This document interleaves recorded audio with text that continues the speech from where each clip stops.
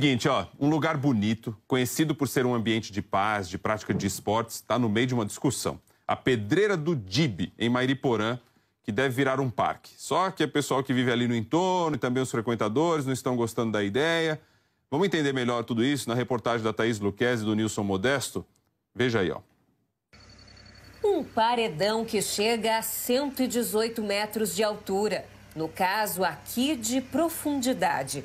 A cratera foi escavada desde o fim da década de 40 até 1975, quando a mineradora parou a operação e abandonou a pedreira. E o que foi uma intervenção humana, como raramente acontece, virou uma exuberante beleza natural. Nos fins de semana de antes da pandemia, em média, vinham aqui para a Pedreira do Dibe cerca de 500 pessoas para contemplar, para praticar esportes. E o Robinho é uma delas. Ele tem só 16 anos e conta que foi aqui que ele aprendeu a escalar. Diversos tipos de esporte, como stand-up, escalada, rapel. Minha evolução em todos esses esportes foi aqui. O lugar já sediou encontros esportivos, festivais de escalada. E é o ponto de equilíbrio de muita gente. É uma coisa muito especial. Aqui é uma conjunção de muitas tribos, tá?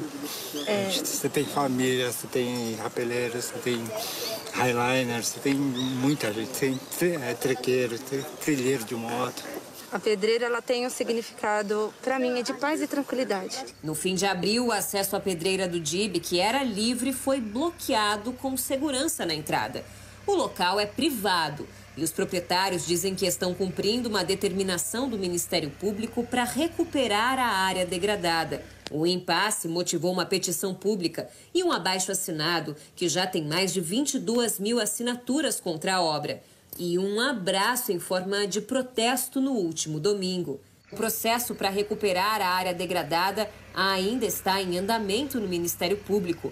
Mesmo assim, os proprietários se anteciparam e conseguiram aprovar na CETESB o projeto de recuperação ambiental da pedreira, que é aterrar pouco mais da metade da cratera com terra limpa de local licenciado.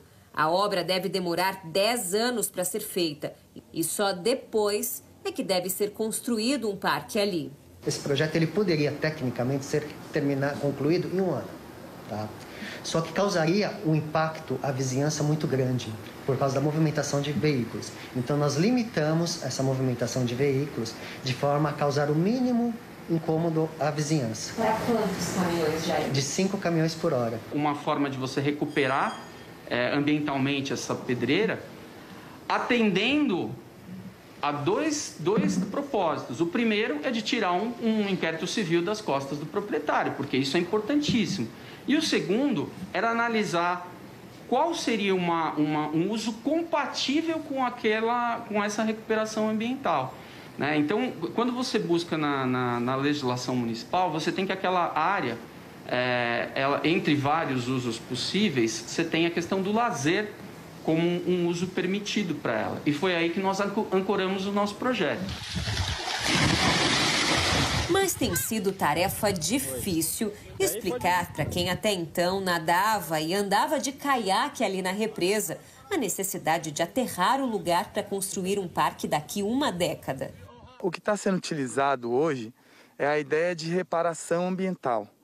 Mas será que pensar em reparar um lugar tão importante da maneira que está não vai trazer ao meio ambiente um prejuízo muito maior? São 2 minas de água que tem aí. Eles arrumaram um meio aí de tirar essa água, fizeram um encanamento por baixo. E tinha bastante água aí. Tem vida assim, eu pesco, cada dia que eu venho aí, eu levo mais ou menos 1,5 kg, 2 kg de peixes.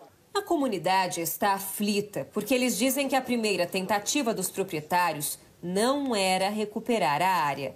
Em 2014, eles pediram para construir ali um aterro para descarte de restos de construção civil, o que é proibido em área de preservação e foi negado pela CETESB. 2 anos antes, a prefeitura já tinha tentado aprovar esse mesmo projeto na Câmara de Vereadores. E foi aí que o caso foi parar no Ministério Público, que abriu um inquérito civil que está em andamento até hoje.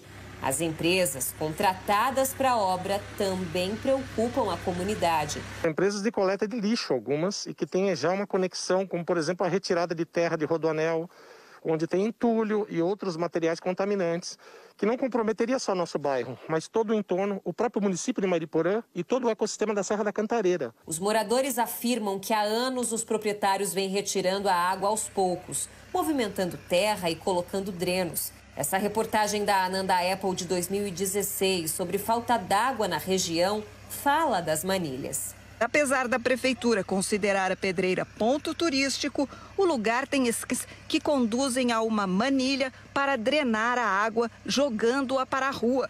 Esses vídeos de 2014 mostram retroescavadeiras trabalhando na movimentação de terra.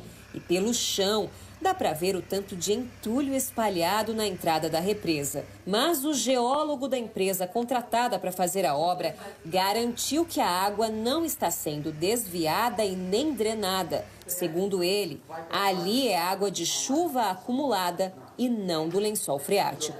Qual que é a característica da nascente? Água contínua. Aquilo não é água contínua, aquilo é água parada. Se você tivesse uma nascente lá, você teria um rio, um curso d'água sendo formado. Ela é uma nascente, é mina, né? E ela está canalizada, foi canalizada algum tempo atrás, tá? Está dentro de tubos ali escondido e ela vai para o lado de Mariporã, tá? Aqui é água limpa e água nascente. A gente sabe que essa água ela vinha até quase em cima aqui e ela foi já desvaziada uma vez para a tentativa do primeiro aterro, tá? E agora, de novo, estão tentando fazer isso daí, é uma nascente. Se destampar onde estão os tubos ali, vai ver água abundante descendo. Em momento algum, em todo esse inquérito, em momento algum, a associação foi chamada e foi ouvida. Então, assim, a gente não tem impacto do que vai acontecer no bairro, impacto em relação ao transporte e o impacto ambiental também. Mesmo porque aqui são centenas de famílias que a gente está à deriva. A gente não sabe o que vai acontecer com as nossas casas, com nada. Não tem fornecimento de água. Segundo a CETESB, que é a Companhia Ambiental do Estado de São Paulo, conforme o projeto de recuperação apresentado pelos responsáveis, parte da área será aterrada para a implantação de um espaço de recreação e práticas esportivas. A CETESB reiterou que, em caso de infração da legislação ambiental, os responsáveis podem ser punidos.